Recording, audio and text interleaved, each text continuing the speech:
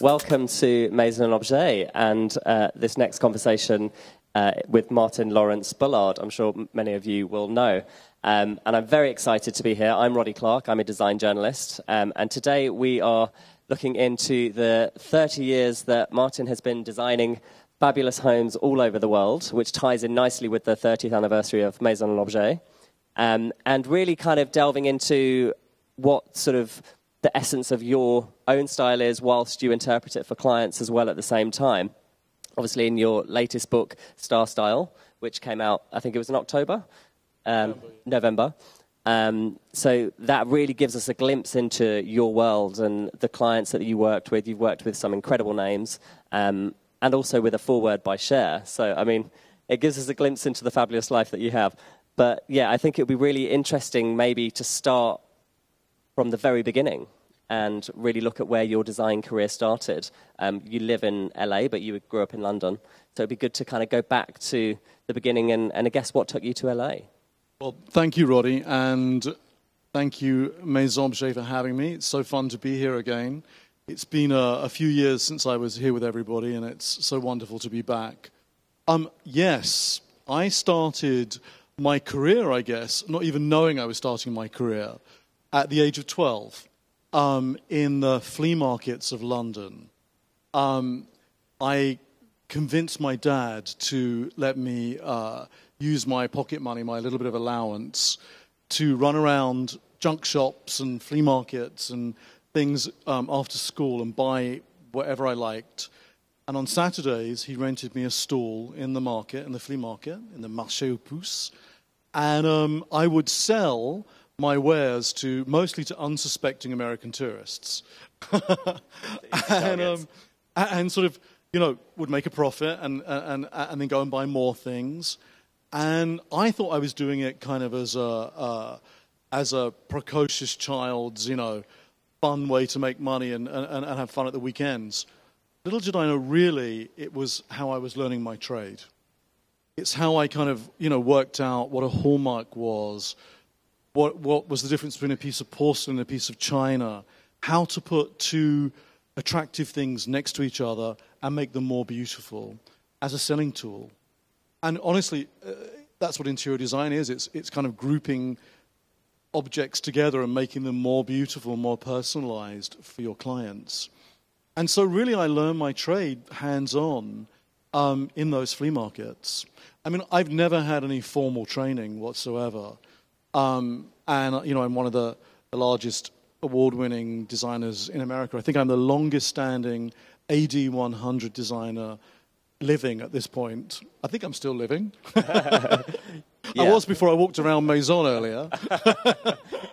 But yeah, you've, as I say, you've got such international recognition, but it started there and then. You must have had a natural intrigue into objects, I guess, and also the ability to, you know, sell and to have a conversation. Did that come from, I guess, the surroundings that you were in your family as well? Yeah, I think so. I mean, I came from quite a theatrical family. My dad, in his early years, had been an actor and an opera singer. And so we had all those theatrics going on, and I kind of, I guess, inherited that. And I actually took my ill-gotten gains that I made at these flea markets and put myself through drama school. I went to the Lee Strasberg in Covent Garden. Actually, I did a summer course at the Royal Shakespeare Company, which was a disaster because I could never remember any of the lines of anything. And then I put myself through the Lee Strasberg, at which point, by the time I was like 20 years old, I'd done a bunch of commercials and bits and pieces in the theatre, and I decided, okay, that's it. I'm going to go to Hollywood and I'm going to be a movie star. And so I went back to the markets, bought and sold a load more things, made some money, and with my couple of £1,000, I took myself off to Hollywood. Gosh, and what did you find? Well, I found it wasn't that easy to become a movie star, to be honest. I worked around for a while doing you know, I did another 9 months in drama school, and then I went out and kind of did all of the you know, the usual thing that actors try to do, which is going to all of the interviews and everything that you do, and ended up, you know, eventually I got cast in a movie called I Woke Up Early the Day I Died, where I played Eartha Kitt's boy toy, or toy boy, whichever way you want to look at it. And from that movie, I became friendly with one of the producers, a guy called Victor Ginsberg. And he and his then girlfriend came to this tiny little apartment I used to have, which I decorated completely on a shoestring. And they loved it. And they were like, oh, my God, why don't you come and decorate our offices, the Hollywood Filmworks? And I was like, well, this is crazy. I have no idea what I'm doing, but I'm going to go do it because you might put me in another movie. So I went and did it, and literally the day it was finished, a lady called Liz Heller, who happens to be in the audience today, called me and said, I love what you've done. Would you come and look at my offices? I'm in the Capitol building. And I went and met her, and then I started working on her house, and then she invited me to stay at her wedding, of which we kind of whipped up a little bit for the wedding. And she sat me next to a lady at the wedding called Cheryl Teagues, who was America's first ever, actually she was the world's first ever supermodel. She was the first model to ever be paid $1 million in the 70s for a campaign. I had no idea who she was. I thought she was a Charlie's Angel. I had no idea she was this icon. Literally, basically by the end of the wedding, we kind of bonded, and a little while afterwards, she had me come and look at her house, and she hired me. And 9 months later, we were on the cover of 6 magazines around the world, and my design career was born. Wow. And what a start. I mean, the fascinating entry into, I guess, that Hollywood glamour lifestyle that you now are, you've been living in LA for over 30 years. Yeah, it's a crazy story. It's a crazy, crazy story. And the reality is that immediately from Cheryl, because I sort of fell into that design, Hollywood design world, I immediately got Sigourney Weaver, Edward Norton, Christina Aguilera. Suddenly I had all these celebrities that were like calling me to work with them. By the way, I didn't even have an accountant. I didn't know how to draw. It was insane. But suddenly, word of mouth made this business happen. And then it's just kept going. It just started rolling into more and more celebrities, more and more press, and that's what really built the brand. A lot of interior design projects are based around relationships that you build with people. And I think as, you've dealt with all of these, and as your early days showed, you obviously had this knack of managing to deal with high-profile personalities, but also people that might have had a very strong vision of what they already wanted. And how do you, I guess, interpret their vision, but also put your own stamp on it and kind of, I guess, showcase your style through it all? I think one of the things with myself, with my work, particularly, like if you've seen my book, I don't have a style. I'm not egotistical about, this is the Martyn Lawrence Bullard style, and that's what you're going to get. I want to create homes that are mirror images of my clients' personalities. So what Cher may want is different from what Elton John may want, is different from what Kylie Jenner may want. I think the reason why I've ended up being so successful, not only in the design world, but also with all of the licenses that I have with product, is because I always want to evolve. I always want to learn. I always want to create for the individual. And I want you to walk into your house that I may have designed for you, and people go, oh my God, your house is so great. Not, oh, this is a Martyn Lawrence Bullard house. It's about being individual. It's about constantly being a chameleon, constantly evolving, and really being able to mirror image somebody's personality into their space. And you must have to get to know your clients really well to imbue their personality within the space. As an interior designer, you end up being obviously like a psychotherapist, a marriage counselor. I mean, a little bit of everything happens. What's in their underwear drawers. I mean, it's all happening. But it's actually amazing. I have formulated some really extraordinary friendships with many, many of my clients over the years. And some of my clients, I'm on their sort of 6th house because of that, which is incredible. So it is a very personal thing. There are lots of people with amazing taste out there in the world, but it's not just about having great taste. I think it's also about being able to be a people person. It's about being able to formulate a personal experience where people end up trusting you, and that's how you end up evolving into having beautiful interiors. I mean, I really, really believe that. And I think certainly for me, again, I've been so lucky with the people I've gotten to work with, extraordinary creatives, like you're seeing one of Tommy Hilfiger's houses I did for him, where Tommy Hilfiger, I've done 5 houses now. Each house has been completely different, from a crazy sort of 1970s Studio 54 disco look to a very classical house to a very sexy beach house. That is amazing when you have people that are that creative that they keep on living different elements of their life, and you get to do those different designs and elements for them. That is what is super fun about my job. And when you start in the very early stages that a client comes to you with an idea or a project they want you to do, you say that you have a set series of questions that you ask them. Can you talk us through that process and how that looks? Yeah, I always think it's really important to get to know somebody, and you don't get to know somebody without finding things out about them. It's like going on a date. So you know, you want to ask different questions. I always ask things like, where's your favorite restaurant? What do you like about the restaurant? Is it the pasta, or is it the lighting? And is it the lighting? Because the lighting makes you feel attractive, which makes you feel sexy, which makes you feel like you're having more of a connection with whoever you're on the date with. And if it is the lighting, you want to make sure that that lighting ends up being in their home, where they feel super attractive as well as super comfortable in their own space. So, you know, I want to know what their favorite hotel is, what they love about their present house, what they don't love about their present house, what they love about their best friend's house. I mean, all these little simple questions, really. You get little pieces, like little threads, that help you formulate the tapestry of who they are. And that way you get a picture that's totally exclusive to them with all of their little nuances. And I think that's the way that we end up, you know, getting the platform to build upon, to create their own very personalized home. And throughout the project, does it stay you hold a very close relationship with them throughout the entire process? As long as they pay their bills. No, I mean, yeah, the relationship is really important. I mean, I've had crazy things, like when I was working with Cher, for instance. I mean, I've worked with Cher for 15 years now. Gosh. And met on a bunch of different things. And her famous house in Malibu we've redone 3 times now, showing right now on the screen. But for instance, you know, there were things like, when I first met her, she had a stencil on her hand. She'd just been to a wedding in India. And she loved this henna stencil. And so I said, oh my God, that's so beautiful. She said, yeah, I love this. I'd love to have, you know, this look in my life.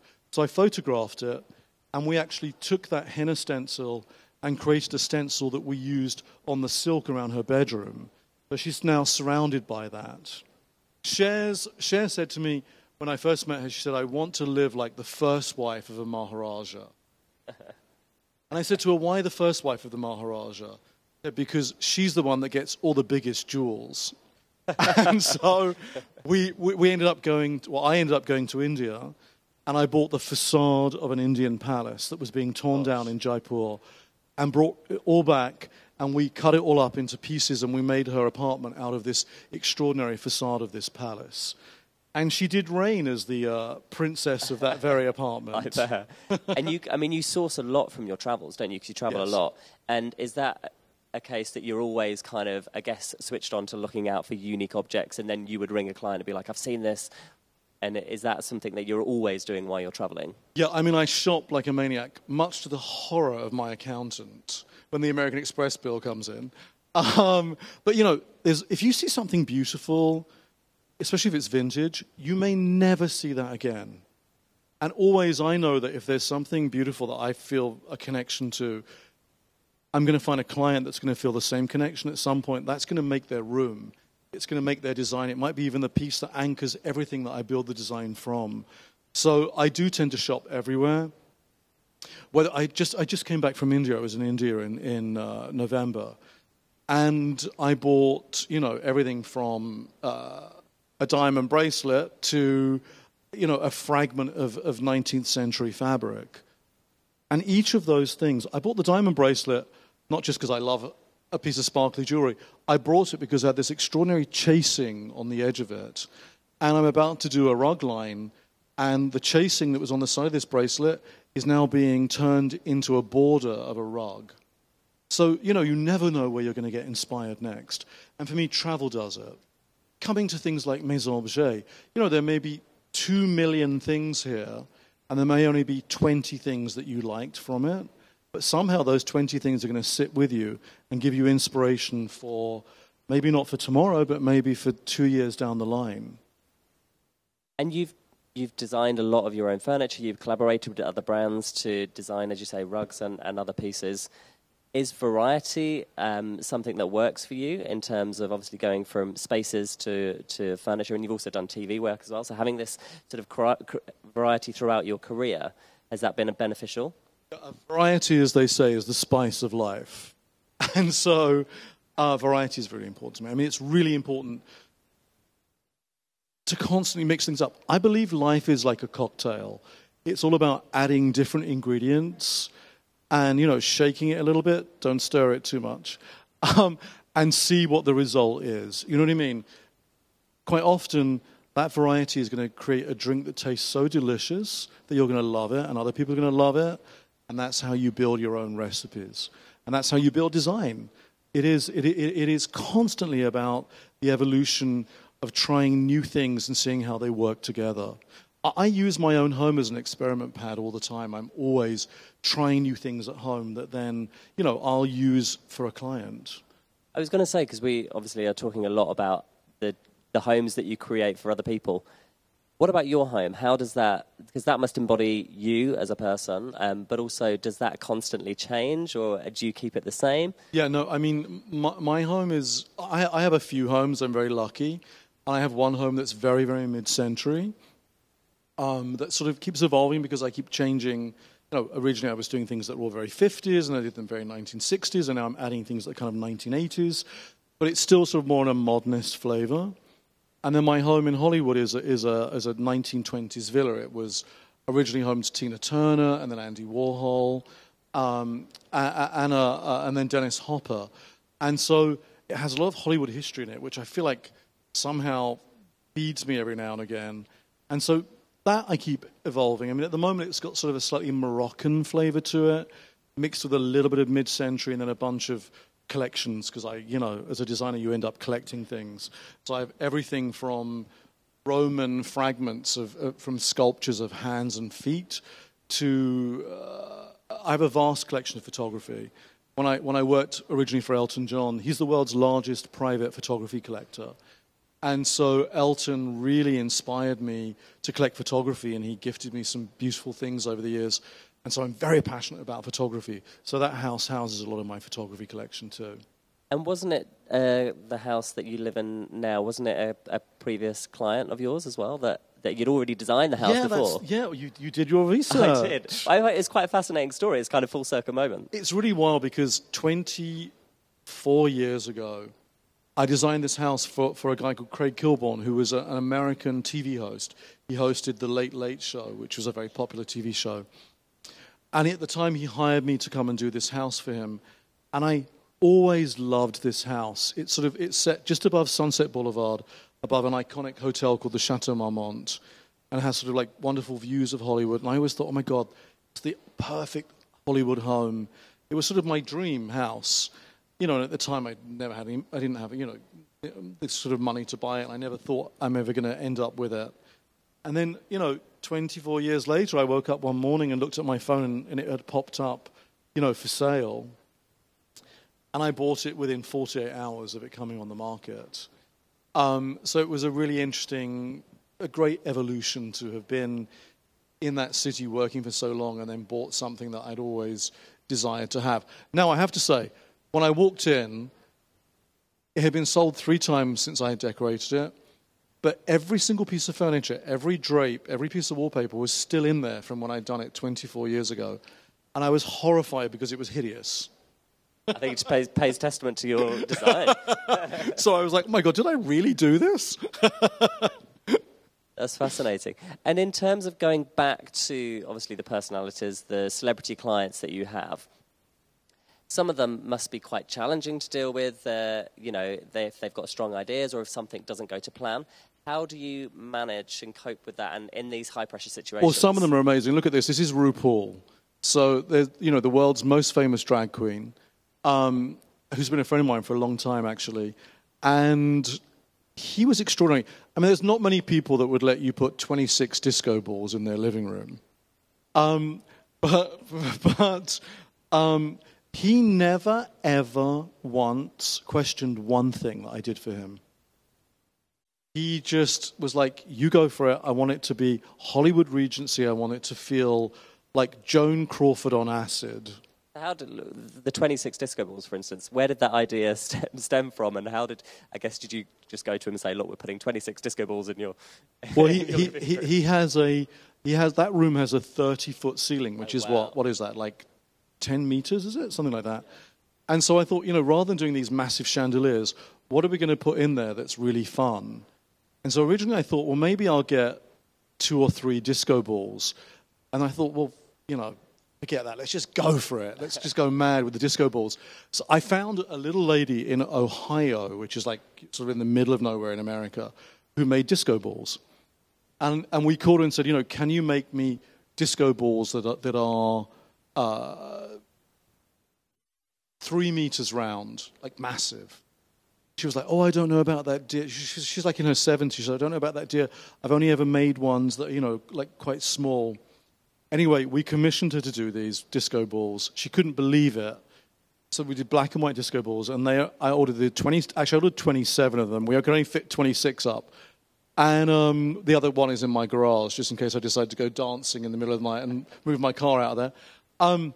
And the mad thing is that when it was the cover of Architectural Digest last October, one of the biggest covers of the year, and when it came out, I gave her credit.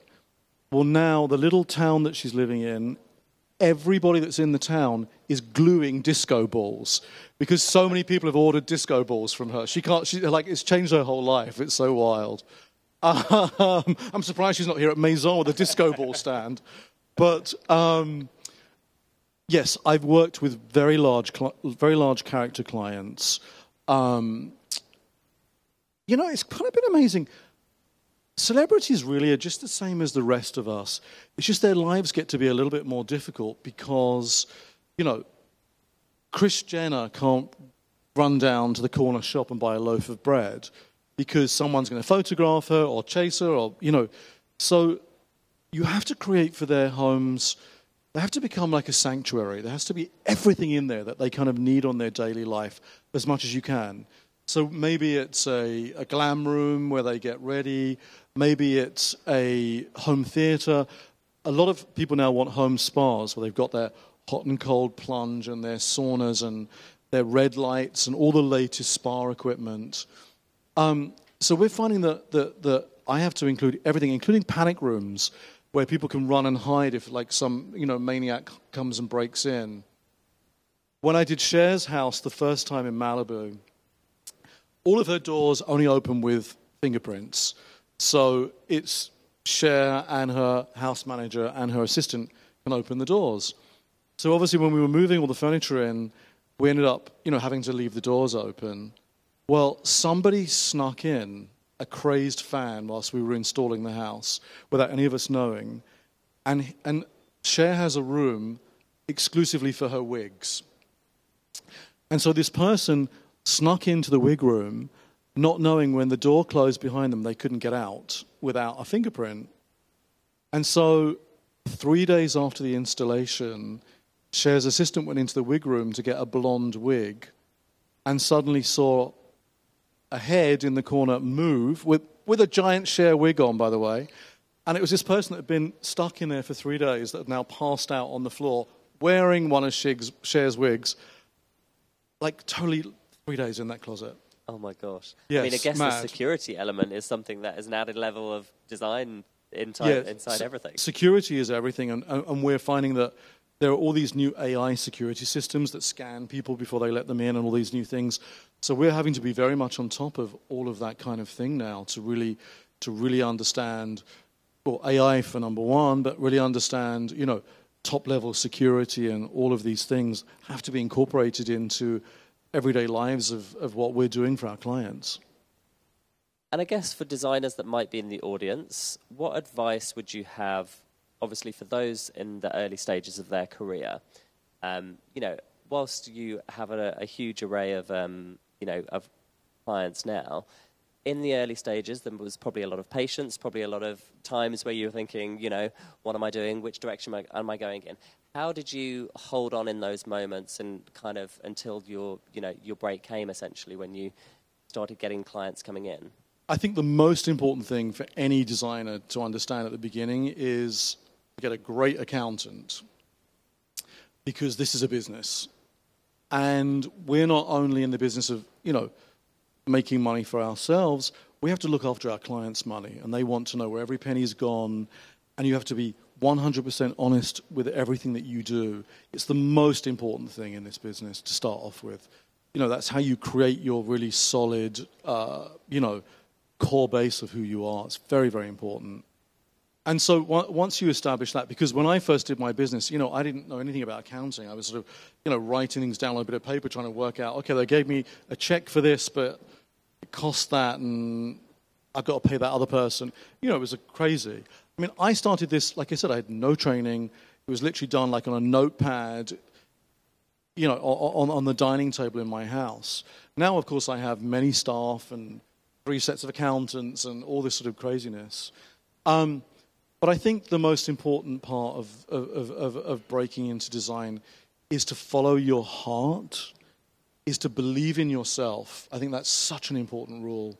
I don't believe ever in following trends or looking at what somebody else is doing. I think you follow your heart, you be your own person, and if you believe in yourself, and like everything in life, if you love yourself, you love what you do, other people are going to love you and they're going to love what you do. And that's the most important signature you can ever have. And it's right, that confidence, instills confidence in your clients as well. Yeah. But there must have been times when you've had that imposter syndrome and kind of, I've never had, I never went to university, and sometimes, I get imposter syndrome and I think, oh God, what am I doing? But it's about how do you, I guess, sort of seeing that bigger picture, and then do you get a lot of, faith from the clients that you work with, building those relationships? Is that where a lot of your confidence comes from too? Yeah, I think so. I mean, again, I think actually, funnily enough, from the early stages, having had acting training, you kind of, could act your way through it. But no, I mean, again, I don't even know where my designs come from. They just come. It's just one of those things, and I've always just believed in that. I think, obviously, having wonderful clients that believe in you also allows you to be even more confident and even more adventurous. Confidence is an important thing. It's hard to be confident all the time, obviously, but creativity is the most wonderful thing, and if you have that inside of you, you just have to let it blossom.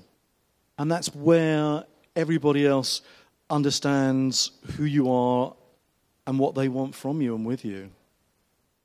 It's an interesting question. It's a hard question, really, because I think it just comes from inside. And again, learning to trust yourself means other people are going to trust you, and that's how you garner business.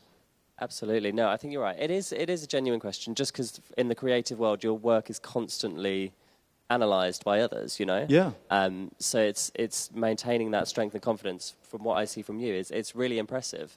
But in terms of looking back across all the projects and clients that you've had, what's been the sort of standout, sort of the most enjoyable project for you to work on? Wow.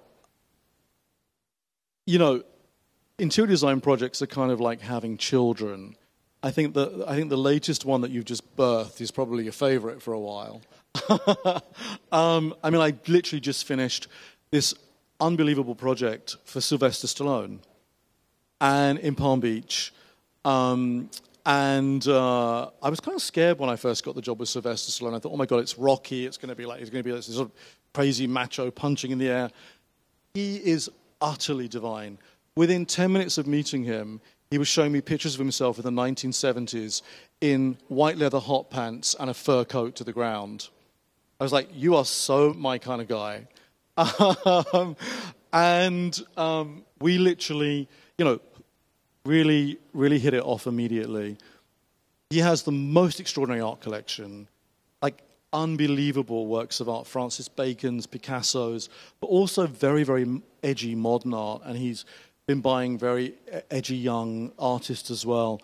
And so we worked around the art collection and have created something that's really fun, really, really fresh. But then we did this massive theatre for him, which is filled with memorabilia from Rocky and Rambo and all his crazy movies.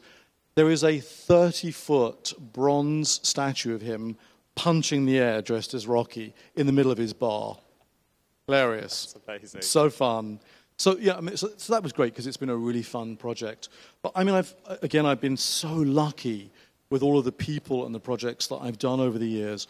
This house here, Cappard House in Ireland, it's an 18th century Irish manor house with a demesne. A demesne is an estate, a 200-acre estate. And they asked me to completely restore the house so it would look the way it did in 1790.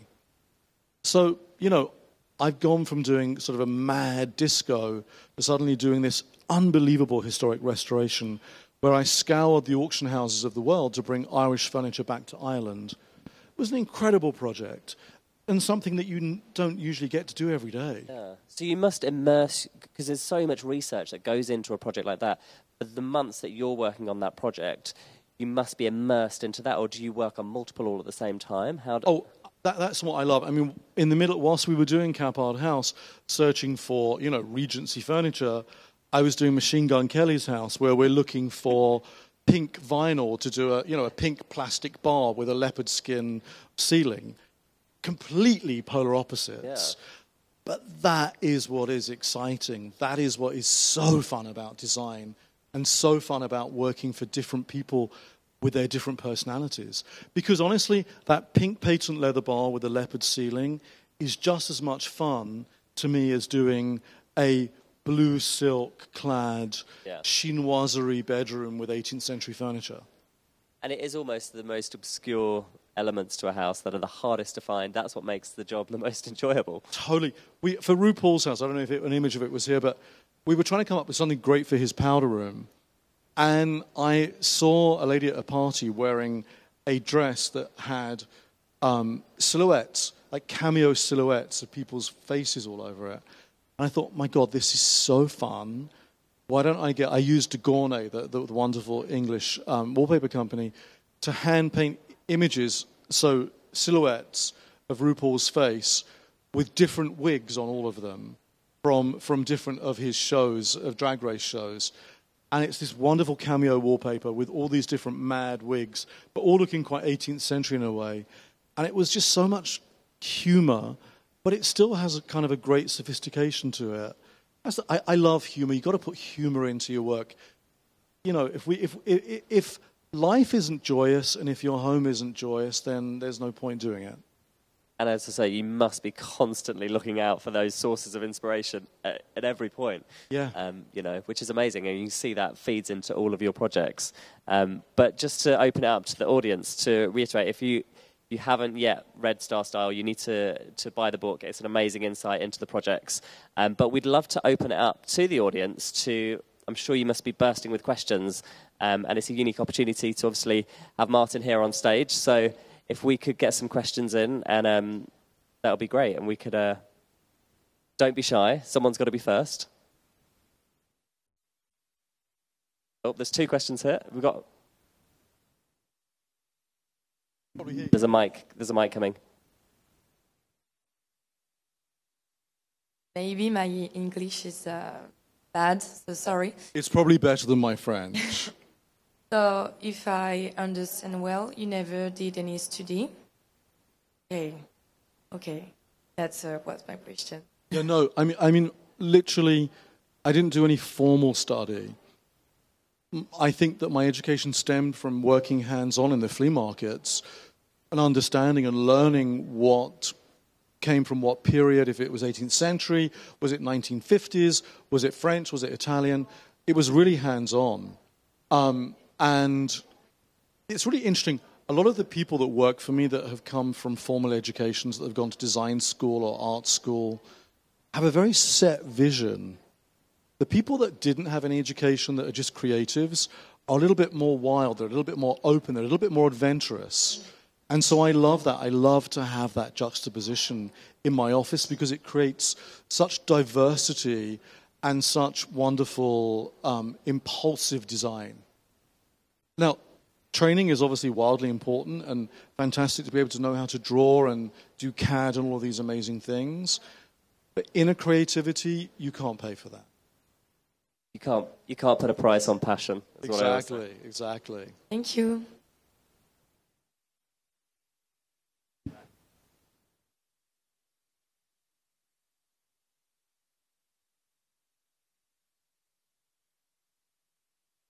Thank you so much for this talk. My question is if you could share some insight with us into your fee structure for interior design projects and how you determine pricing for your services.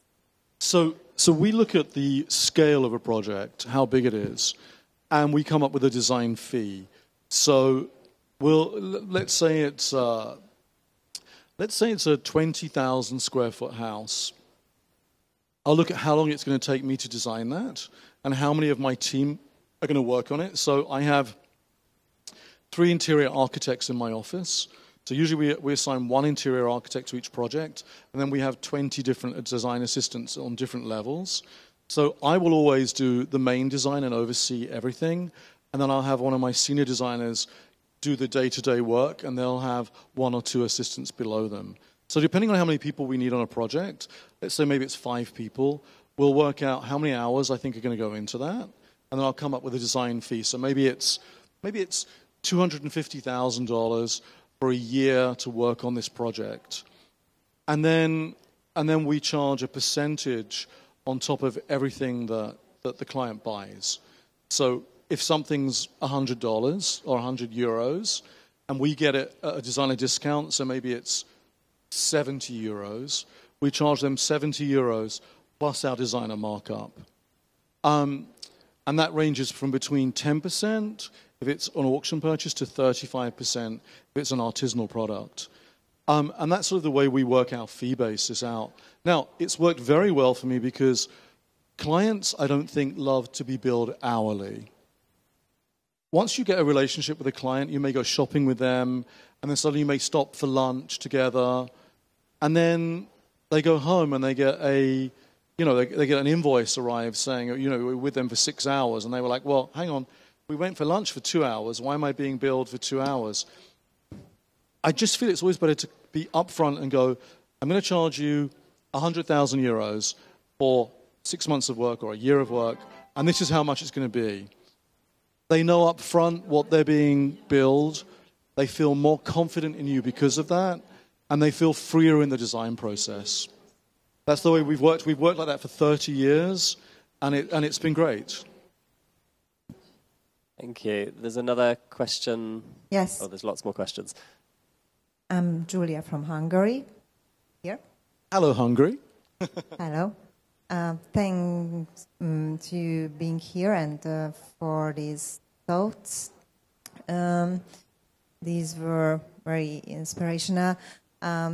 Could you inspire us with a tale of yours, with other words, with a bad story from which you came out well? With a bad story? Yeah. Goodness. What's gone wrong? Well, we had a few things go wrong over the years. I think, there's a recent funny story, actually, of we keep being asked to do sex rooms. So I don't know what about me wants people to make sex rooms for them, but apparently it does. And so the sex room has become the new... It used to be the glam room. Everybody wanted a glam room to put their makeup on in. Now they want a sex room. So we've done these very glamorous sex rooms, things like shaved mink carpets. And we had somebody that wanted a sex room, a very famous actor, in fact, wanted a sex room that looked like a black patent leather Chanel handbag. So we quilted all of the walls in black patent leather and studded them with gold studs. And then he decided he wanted all of the sex toys to be gold-plated. So it looked like the chains of the handbag.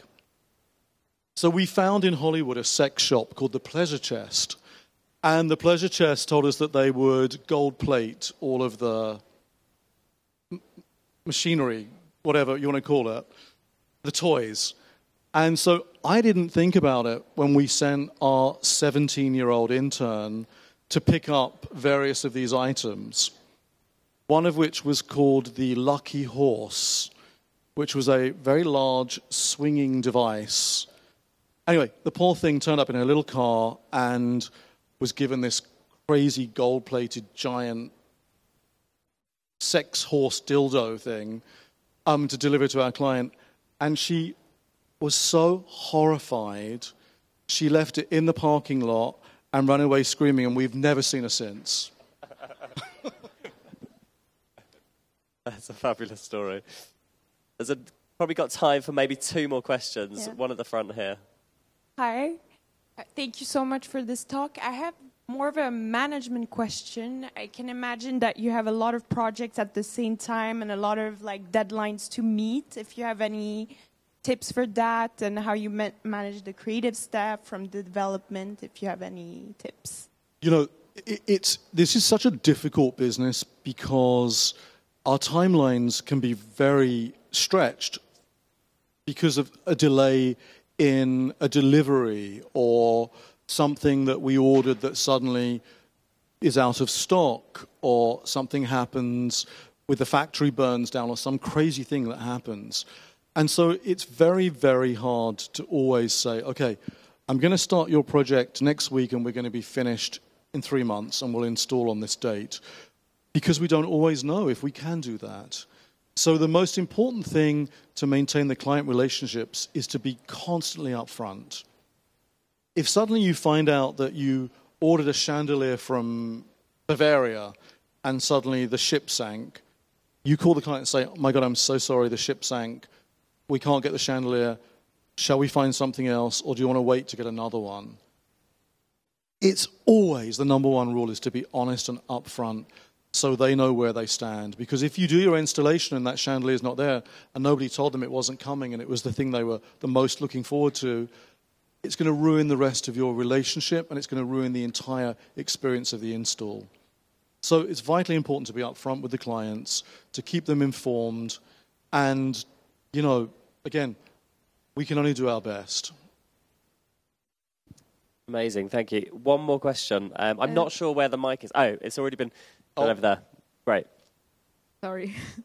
Hello, I'm Carolina. We are from Portugal, and we have a question. We don't know that if it was answered at the beginning of the talk, but how did you manage to get in the luxury market? Did you begin there, or did you begin with small projects and then you grew up till the point that you are? You know, in honesty, my first real project was immediately in the luxury end. You know, I think this English accent makes people think that it's luxurious, and so I've just gone with it. Why not? But yeah, I mean, I think really and truly, I've been so lucky. I've always been at the luxury end of the market, and that sort of evolved into being in Hollywood. It kind of evolved into me then becoming on, you know, doing television work. And the television work then expanded my brand, I guess, to become much more internationally known. I'll never forget a few years ago, being in a swimming pool in Istanbul in a hotel, and there was a lady that I thought was a Chinese lady, started screaming in the pool. I thought she was drowning, and I was swimming over to sort of save her. Anyway, it turned out she was from Tibet. And one of my TV shows was playing in Tibet, and she was so shocked to see me, she almost had a heart attack in the pool. So it's just TV is amazing because that bursts you out into the world. But what TV also did, it brought the eyes of various luxury brands to my brand, who then wanted to partner with me. And so that also then built my brand, that I worked with these extraordinary brands, many of which were launched here at Maison. I've done brands with French luxury companies like Christofle, with Havilland Limoges, with Dome Crystal, which are all wonderful because they're extremely high-end. At Dome, my name now sits on a list with Picasso and Jean Cocteau. I am not saying I'm Picasso and Jean Cocteau, but I'm loving I'm on that list, and I'm going to use that list forever. So luxury is really something that's very, very much part of my brand. What we've learned today is that, and this is not even talking about my interior design, is more as a branding. I have 17 licenses right now with 2 more about to come out. We've taken the really high-end luxury because we've done it, and we're diffusing it more to the general public because now design, and particularly design in America, is on every single main street. It's in every single corner of every town. People can go out and buy great design on their own. And so for us as designers, it's now a time to actually experiment in a way that we're not just being hired by our clients, but we're able to create product that the general public can buy and use in their own homes. And that has become an incredible extension of my own brand and something that's just amazing. It's amazing to see how other people get creative with things that you've designed, oftentimes in a way that you never thought would do, and is the most flattering and extraordinary thing to see. So it didn't really answer your question, but I hope it answers somebody's question. Thank you. Thank you. That's been amazing. Unfortunately, we are out of time. But thank you to everyone for your questions, and thank you for coming. And yeah, if you haven't read the book, do go and buy Star Style. And have a lovely evening at the same time. And thank you, Martyn. Thank you so much. Thank you for coming, everybody. About your Thank journey. you.